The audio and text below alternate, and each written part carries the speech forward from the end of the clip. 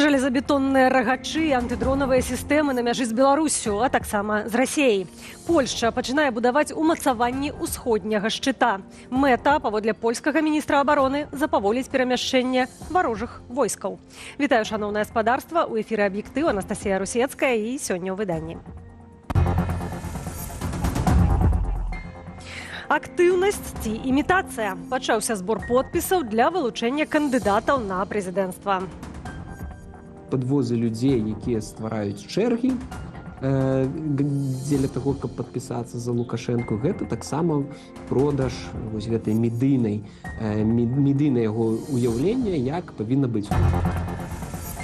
Дзень кастрычніцкай рэвалюцыі. Як паўплываў на хаду гісторыі бальшавіцкі пераварот і ці ёсць што адзначаць беларусам? Сучасны беларускі рэжым пераймае тыя метады кіравання дзяржавай, кіравання грамадствам, якія дасталіся ім ад бальшавікоў. З бел-чырвона-белымі сцягамі на трыбуны беларусы Варшавы ідуць на матч Легія-Дынама Менск. Гэта цалкам цяпер міліцэйскі клуб, які падтрымлівае дыктатар, але мы кажам пра тое, што мы беларусы, і гэта яшчэ адна цудоўная нагода нагадаць всяму свету пра нас. Да вас могуць прыйсці чальцы ініцыятыўных групаў.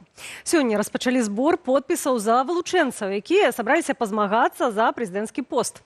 Гэтак, акрамя пікетаў, подпісы дазволена збіраць на месцы жыхарства і працы патэнцыйных выбарнікаў. Падрабязней пра першы дзень збору подпісаў Кацярына Гардзеева. Сегодня я сделала свой выбор, я поставила подпись. Забаўляльную праграмай і чэргамі. У Беларусі стартаваў збор подпісаў у падтрыманні вылучэнцаў, якія жадаюць пазмагацца за прэзідэнцкі фатэль. Асаблівы ажыятаж назіраецца каля пікетаў Александра Лукашэнкі. Дала подпіс за Александра Григорьевича Лукашенко. Але ці не дапамагаюць беларусам аддаць подпіс за правільнага кандыдата? Гэтак у аграгарадку Леніна Бабруйскага раёну людзей арганізавана прывозілі да месца працы збіральнікаў подпісаў.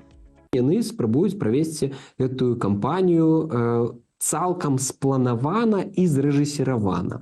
І вось такія падвозы людзей, якія ствараюць чэргі дзеля таго, каб падпісацца за Лукашэнку, гэта таксама продаж вось гэтай медыйнай яго уяўлення, як павінна быць. У 2020 годзе былі чэргі за альтэрнатыўных кандыдатаў, яму гэта баліць. Кропка збору подпісаў запрацавала і на тэрыторыі беларускай АЭС. На рэжымным аб'екце таксама прапаноўваюць падтрымаць Лукашэнку. Ідзе чалавек на працу, падыходзіць да яго ідэолаг, ідзі падпішыся. Што, чалавек адмовіцца? Не, можна прэміі лішыць. Гэта такі хітры псіхалагічны ціск на людзей, каб яны гэта рабілі, так бы мовіць, самастойна, але ж зразумела, што гэта пад прымусам. Падпісацца дазволена адразу за некалькіх удзельнікаў электаральнай кампаніі. Напярэдадні Цэнтр выбаркам зацвердзіў ініцыятыўныя групы 7 вылучэнцаў. Каб атрымаць статус кандыдатаў, яны мусяць сабраць 100 000 подпісаў. Працаваць над задачаю будуць да 6 снежня. Хутчэй за ўсё, в рэальнасці ніхто гэтых подпісаў збіраць не будзе. І калі застаецца старая сістэма фальсіфікацыі выбараў, то ніякага сэнсу рэальна ўдзельнічаць у выбарчай кампаніі ўжо няма. Для правядзення электаральнай кампаніі Цэнтр выбаркам стварыў 153 тэрытарыяльныя камісіі, у якія ўвайшлі больш за 1600 чалавек. Амаль 70% з іх прадстаўнікі праўладных партыяў і аб'яднанняў. Зрэшты, даведацца імёны памагатых на выбарах удасца не ўсюды. На Гомельшчыне гэтыя звесткі закрэслілі. У кармянскім і чачэрскіх раёнах назвалі толькі кіраўнікоў гэтых камісіяў. У Рагачове і Светлагорску звесткі схавалі цалкам. После 2020 года власти боятся, что кто-то будет угрожать, звонить, запугивать тем, кто участвует в этих выборах. Но мне кажется, что это как раз страх власти перед выборами, потому что они боятся выборов в первую очередь. Лукашенко боится выборов, он боится конкуренции. Пракантралююць ЦВК і працу дзяржаўных медыяў. Каб правільна асвятліць электаральную кампанію, нават распрацуюць асобную метадычку. Паводле старшыні выбарчай камісіі Ігора Карпенкі, усе вылучэнцы ўжо атрымалі роўны доступ да СМІ. Аднак пакуль праўладныя эфіры і паблікі занятыя выключна Лукашэнкам. Гэтак сёння дзяржаўныя каналы транслююць ягоны ўдзел у спаборніцтве па сячэнні дроваў. Ее ведет несколько месяцев. Только он ее начал как-то неожиданно, можно сказать, наглым образом. Он даже пару недель назад, выступая на Дожинках в Воложине, сказал, что он имеет право агитировать досрочно. Для этого есть все ресурсы, все телеканалы. Імёны каго з вылучэнцаў трапяць у выбарчы бюлетень Цэнтр выбаркам вызначыць да канца снежня. Асноўны ж дзень галасавання прызначаны на 26 студзеня. Кацярына Гардзеева, Белсад. У Беларусі паводле артыкулу 356 крымінальнага кодексу за здраду дзяржаве асудзілі сама меней 88 асобаў. У тым ліку 13 жанчын. Гэткія лічбы прыводзіць праваабарончы цэнтр «Вясна». Сярод асуджаных паводле гэтага артыкулу ёсць незалежныя журналісты, вайскоўцы, фігуранты справы рабочага руху, былыя сілавікі ды многія іншыя. 4 асобы атрымалі вялізныя тэрміны – 25 гадоў зняволення. Гэта прадпрымальнік і актывіст Мікалай Аўтуховіч, рэйкавы партызан Дзяніс Дзікун, кіраўнік байпол Александр Азараў, фігурант справы наконт дыверсіі ў мачулішчах Віталь Якуцік. 2 апошніх асудзілі завочна. Таксама сярод асуджаных завочна Святлана Ціхановская, ейны галоўны дарадца Франак Вячорка, былыя сілавікі Станіслаў Лупаносаў, Юры Махнач ды іншыя. Бюджэтнікі, чыноўнікі, удзельнікі праўладных партыяў і аб'яднанняў нясуць чырвоныя гваздзікі да савецкіх помнікаў. Так выглядае афіцыйнае святкаванне Дня кастрычніцкай рэвалюцыі. Якое сапраўднае значэнне мае бальшавіцкі пераварот у беларускай гісторыі? І чаму Лукашенка працягвае так учэпіста трымацца за дату 7 лістапада? Уладзіслаў Корсак. Беларусь адзіная ў свеце краіна, дзе гадавіна бальшавіцкага перавароту мае афіцыйны статус свята і выходнага дня. У 1998 годзе ніхто не пытаў грамадзянаў, ці патрэбна ім гэта. Лукашенко проста падпісаў адпаведны указ. Узамен з календара прыбралі выходны, што прыпадаў на дзяды. Сёння спадчына кастрычніцкай рэвалюцыі праяўляецца ў нашай краіне і ў тапаніміцы, і ў помніках, пастаўленых чужым героем, і, што найперш важна, у палітычнай сітуацыі. Вяртанне чырвонага дня календара гісторыкі звязваюць нават не з ідэалогіяй беларускай дзяржавы, уцямнага варыянту якой не прапанавалі і дагэтуль, а наўпрост з асобаю самога Лукашэнкі. Гэта была дата важная для ідэалагічнага змагання, што супраць яе выступалі апаненты Лукашэнкі. Ну, а у яго была вось такая жаданне ім ніякім чынам не папускаць. Уласна, пра спадчыну, якую сімвалізуе дата 7 лістапада, разважалі сёння падчас адмысловага круглага стала, што адбыўся ў Варшаве. Я думаю, што прыйшоў час пераасэнсоўваць нашу гісторыю, ствараць новы беларускі календар, чым мы і займаемся ў тым ліку ў прадстаўніцтве па нацыянальным адраджэнні. Мы ўжо запрапанавалі тыя даты, якія беларусам варта адзначаць.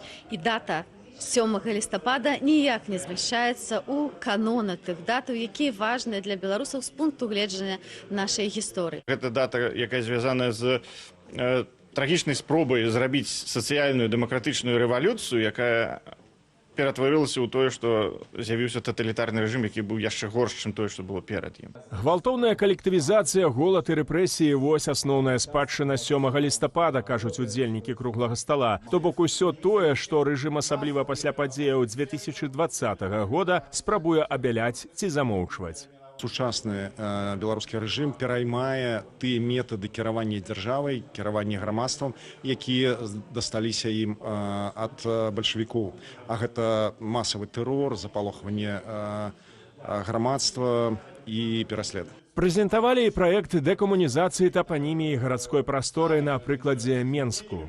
Гатоўся к вялікай цэлі. Між тым, у беларускай сталіцы і іншых гарадах і мястэчках сёння свая атмасфера. Лукашенка ў адмысловым віншаванні называе беларусаў дарагімі таварышамі ды дэкларуе прыхільнасць савецкім арыенцірам ды ідэалам. Прадстаўнікі праўладных партыяў ды арганізацыяў кшталту Белай Русі нясуць гваздзікі да помнікаў Леніну. На плошчах з рэвалюцыйнымі і савецкімі песнямі выступае самадзейнасць.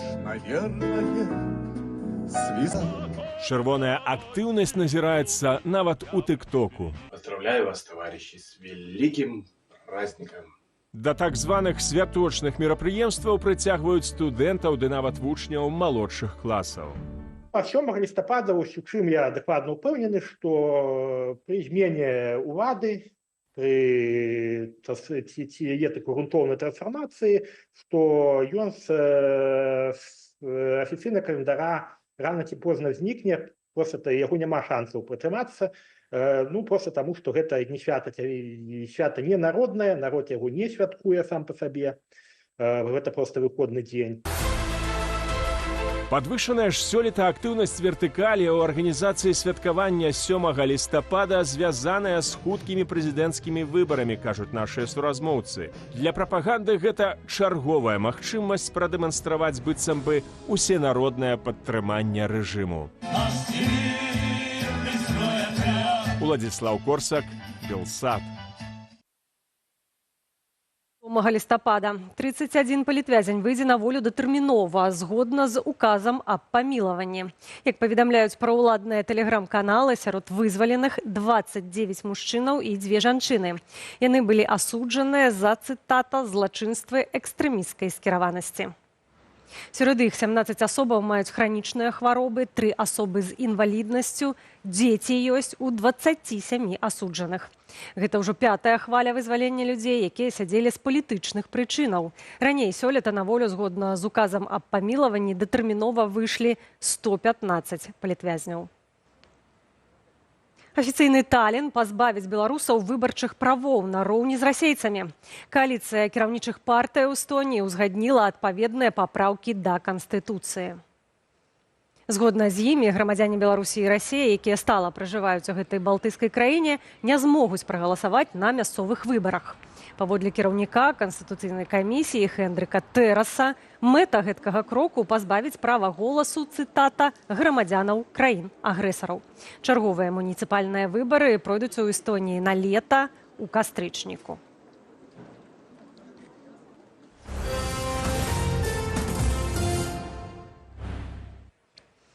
Спадарства, Белсат можна не толькі глядзець, але і чытаць. У левым верхнім куце экрану вы бачыце QR-код. Навядзіце на яго камеру вашага смартфону і пераходзьце на тэлеграм-канал Белсату. Там вы знойдзеце самыя аператыўныя навіны. Калі для вас гэта бяспечна, падпісвайцеся на наш тэлеграм. Чытайце таксама нашу інтэрнэт-старонку belsat.eu, але дбайце пра ўласную бяспеку. І працягваем выданне, ды пераносімся ў Страсбур на другі дзень Усесветнага форуму дэмакратыі. Гэтым разам нашу краіну прадстаўляў старэйшы палітычны дарадца Святланы Ціханаўскай Александр Дабравольскі. Актыўна ўдзельнікі форуму абмяркоўвалі і будучую электаральную кампанію. Падрабязнасці у майго калегі Руслана Ігнатовіча. Вітаю, Руслан, і перадаю табе слова.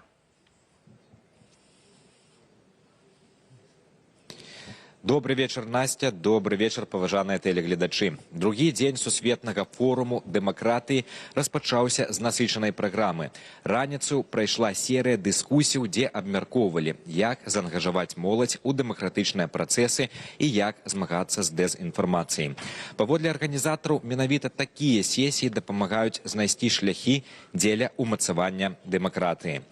Працягнуўся дзень абмеркаваннямі пра ўмяшанне ў выбары ў розных краінах, ціск на свабоду слова, ролю медыяў у барацьбе з дэзінфармацыяй. І у тым ліку гаварылі пра так званыя прэзідэнцкія выбары ў Беларусі.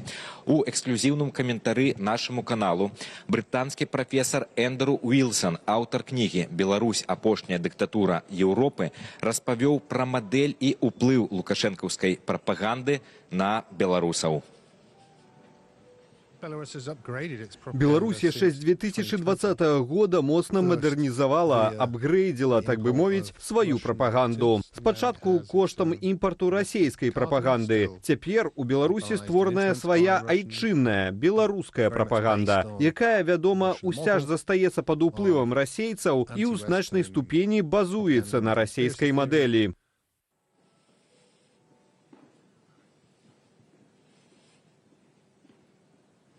На форуме таксама прысутнічаюць эксперты з Украіны. Мы запыталіся іх меркавання наконт маючых адбыцца так званых выбараў у Беларусі і іх стаўлення да стратэгіі беларускіх дэмсілаў на найбліжэйшую электаральную кампанію. Выканаўчы дырэктар Transparency International Ukraine Андрэй Баравік падзяліўся сваім бачаннем сітуацыі. Вашай увазе.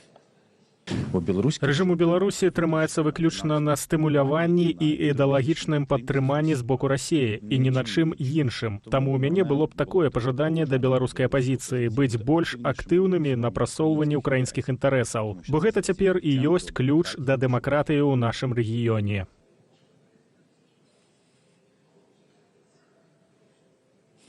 Беларусь на форуме сёння прадстаўляў старэйшы палітычны дарадцы Святланы Ціханаўскай Александр Дабравольскі, які актыўна удзельнічаў у дыскусіях і правёў шэраг важных сустрэчаў. У прыватнасці ён правёў перамовы з новапрызначаным спецдакладчыкам ААН па Беларусі Нілсанам Мужынейкісам, а таксама правёў шэраг непублічных сустрэчаў, так бы мовіць, тэт-а-тэт. З вядомага, што можна сказаць, публічна гэта мэта – вярнуць Беларусь у парадак дня еўрапейскага звязу.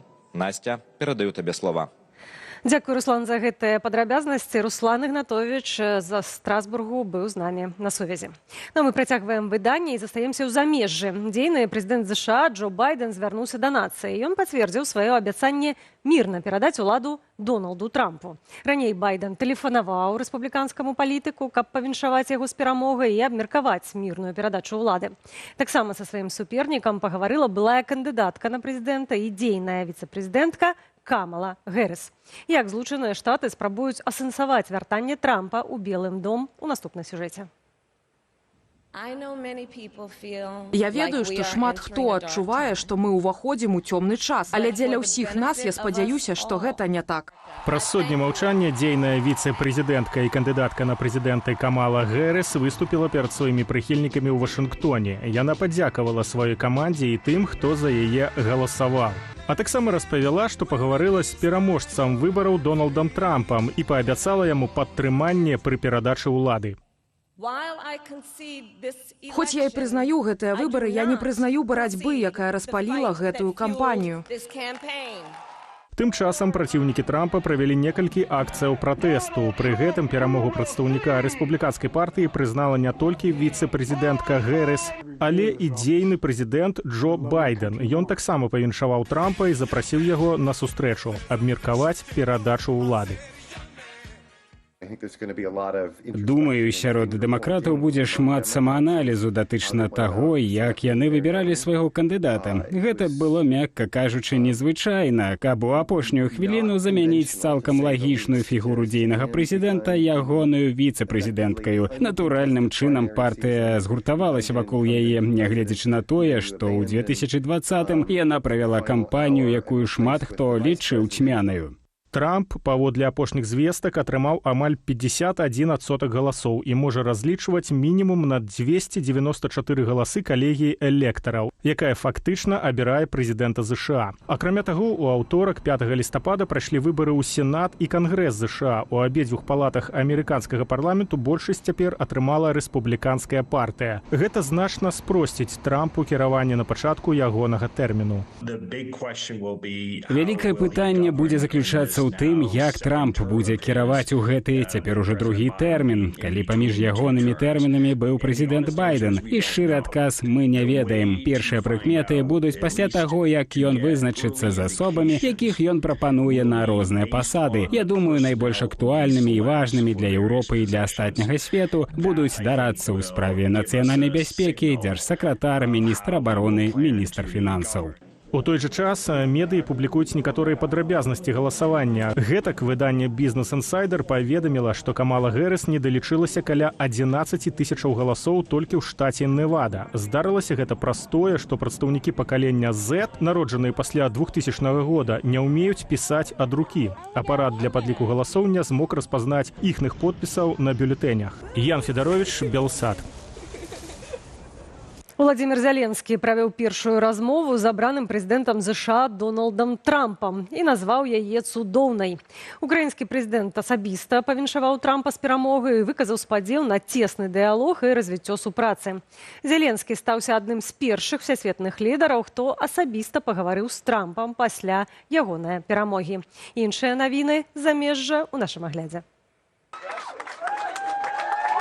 Выданне Wall Street Journal са сваіх крыніцаў даведалася падрабязнасці плану спынення расійска-украінскай вайны, што распрацавала каманда Дональда Трампа. Асноўныя пункты там – адмова Украіны ад уваходу ў НАТО, мінімум на 20 гадоў, замарожванне лініі фронту і стварэнне дэмілітарызаванай зоны. Пры гэтым ЗША працягнуць дапамагаць краіне фінансава і зброяй, але без непасрэднага ўдзелу любых замежных вайскоўцаў. Раней Трамп заяўляў, што можа спыніць падтрыманне Украіны дзеля таго, каб прымусіць яе кіраўніцтва пайсці на саступкі і пагадзіцца на страту акупаваных Расіяй тэрыторыяў. Сёння на гэтую сітуацыю не пагодзіцца ні Украіна, ні Расія. Ва Ўкраіне больш за 60% грамадзянаў, было свежае пытанне, выступалі за працяг вайны. І я не разумею, а чаму мае пагадзіцца Пуцін, калі яны ў кастрычніку захапілі найбольш тэрыторыі, пачынаючы з лютага 2022 года? Чаму яны зараз спыняцца? Пры гэтым Wall Street Journal падкрэслівае, што гэта толькі варыянт мірнага плану. Невядома, ці скарыстае Трамп гэтыя прапановы. У той жа час у Будапешце праходзіць саміт лідараў Еўразвязу. Паводле інфармацыі медыяў, там плануюць абмеркаваць абранне Трампа прэзідэнтам і стратэгію далейшай супрацы з ЗША. На сустрэчу прыбыў і Владимир Зеленскі. Гэта ягоны першы візіт у Угоршчыну пасля пачатку вайны. Расія ноччу і ранкам 7 лістапада учыніла чарговую масаваную атаку на Украіну. ЗСУ зафіксавалі 106 дронаў, 74 з іх збілі. У Кіеве мясцовыя ўлады зафіксавалі падзенне беспілотнікаў у 6 раёнах гораду. Моцна пацярпелі шпіталь, некалькі прамысловых прадпрыемстваў і рэстаран на апошнім паверсе шматпавярховага жылога дому. Шматпавярховік давялося рассяліць. Праз абвешчаную ранкам паветраную небяспеку у кіеўскім метро здарыўся калапс. Станцыі былі перапоўненыя, цягнікі хадзілі з вялікім затрыманнем. Таксама ўначы атакі зазналі Адэса і Сумы. У апошніх у выніку ўдару балістычнай ракетай загінула жанчына. На Жытоміршчыне пасля абстрэлаў у некалькіх раёнах знікла электрычнасць. Нямецкі канцлер Оляф Шольц адправіў у адстаўку міністра фінансаў ФРГ Крыстьяна Лінднера, лідара свабоднай дэмакратычнай партыі. Яна разам з зялёнымі ўваходзіла ў кааліцыю з сацыял-дэмакратычнай партыяй Шольца. Цяпер кіраўнічая кааліцыя Нямецчыны афіцыйна развалілася. З гэтай прычыны Шольц плануе запытаць у парламенту, Бундестагу, вотум даверу ўраду. Калі дэпутаты яго не выкажуць, на лета ў сакавіку мусяць прайсці новыя выбары. Разлад у кааліцыі ўзнік праз шматмесячныя спрэчкі наконт бюджэтнай палітыкі. Са словаў Шольца, міністр фінансаў ставіў інтарэсы сваёй партыі вышэй за патрэбы дзяржавы. Дзейная кіраўнічая кааліцыя застаецца ва ўладзе ў Нямецчыне з 2021 года. Антон Бяздольны, Белсат. У сталіцы Польшчы неўзабаве пачнецца гульня Лігі канферэнцыю УЕФА паміж варшаўскай легіяй і менскім дынама. Адметна, што беларускія гледачы яе пабачыць не змогуць. Гульню прыбралі з раскладу трансляцыі на дзяржаўным тэлебачанні. Чаго чакаць ад сустрэчы легіі і дынама, з месца падзеяў раскажа Александр Баразенка. Вітаю, Александр, і табе слова. Вітаю, Анастасія, вітаю гледачоў Белсату. Так, сапраўды, літаральна праз 20 хвілін свістком турэцкага арбітру распачнецца матч асноўнага раунду Лігі канферэнцыі УЕФА паміж варшаўскай легіяй і менскім дынама. Матч цікавы не толькі і можа нават не столькі сваім вынікам, колькі тым антуражам і тым, як прымуць футбалістаў з Менску тут, на варшаўскім стадыёне. Яшчэ калі лёсаванне звяло гэтыя два клубы, сотні беларусаў у сацыяльных сетках выказалі сваё жаданне прыйсці на стадыён з нацыянальнымі бел-чырвона-белымі сцягамі і іншай нацыянальнай атрыбутыкай. Магчыма, у адказ на гэта адміністрацыя футбольнага клубу «Дынама» вырашыла не арганізоўваць выязны фан-сектар на гэтым матчы, то бок не будзе адмысловага сектару для беларускіх заўзятараў, але беларускія заўзятары, якія жывуць у Варшаве, не спыніліся і яны пачалі набываць квіткі на абсалютна розныя сектары, на розныя месцы на гэтым стадыёне, побач нават з польскімі заўзятарамі і польскімі фанатамі. Я дазволю сабе зачытаць зварот адной з суполак менскага «Дынама».